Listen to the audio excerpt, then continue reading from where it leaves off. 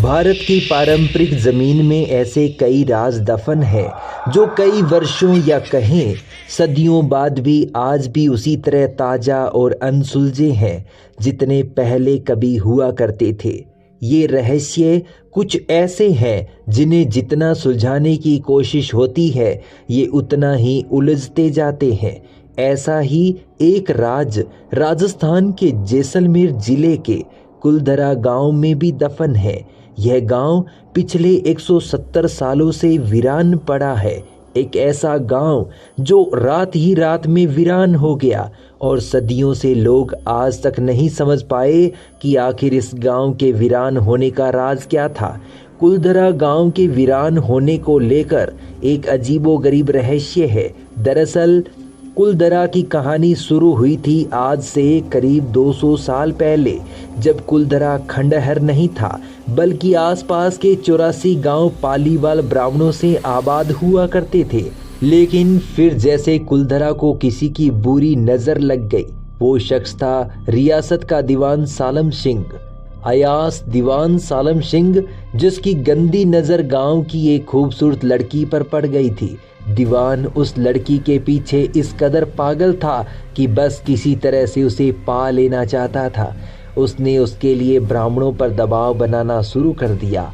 हद तो तब हो गई जब सत्ता के मद में चूर उस दीवान ने लड़की के घर संदेश भिजवाया कि यदि अगले पूर्णमासी तक उसे लड़की नहीं मिली तो वह गांव पर हमला करके लड़की को उठा ले जाएगा। दीवान और गांव वालों की ये लड़ाई अब एक कुंवारी लड़की के सम्मान की भी थी और गांव के आत्म सम्मान की भी। गांव की चौपाल पर पालीवाल ब्राह्मणों की बैठक हुई और 5000 से ज़्यादा परिवारों ने अपने सम्मान के लिए रियासत छोड़ने का फैसला ले लिया।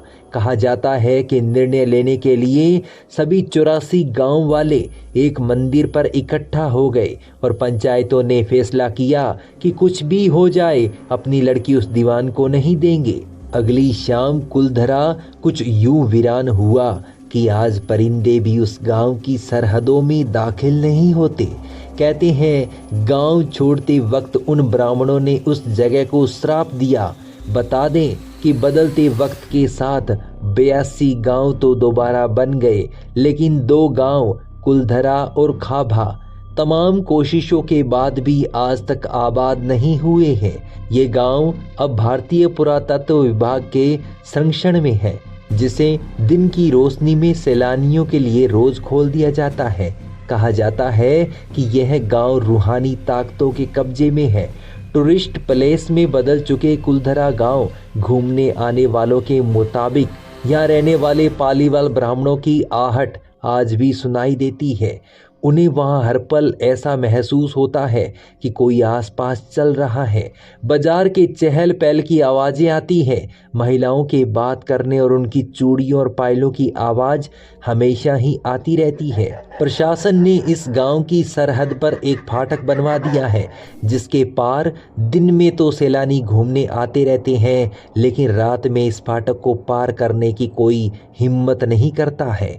कुलधरा गांव में एक मंदिर है जो आज भी श्राप से मुक्त है। एक बावड़ी भी है जो उस दौर में पीने के पानी का जरिया था। एक खामोश गलियारे में उतरती कुछ सीढ़ियां भी है। कहते हैं शाम ढलने के बाद अक्सर यहाँ कुछ आवाज़ें सुनाई देती है। लोग मानते हैं कि वो आवाज़ 18वीं सदी का वो दर्द है जिनसे पालीवाल ब्राह्मण गुजरे थे। गांव के कुछ मकान हैं जहाँ रहस्यमय परछाई अक्सर नज़रों के सामने आ जाती है।